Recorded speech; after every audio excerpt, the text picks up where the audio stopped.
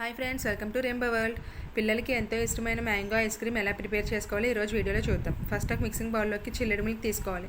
దీంట్లో 2 spoons cornflour add చేసుకుని ఉండలు లేకుండా కలుపుకొని పక్కన పెట్టుకోవాలి.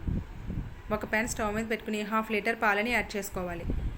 పాలు బాగా మరిగిన తర్వాత సరిపడినంత షుగర్ యాడ్ చేసుకుని పాలు ఇంకొంచెం మరిగించుకోవాలి.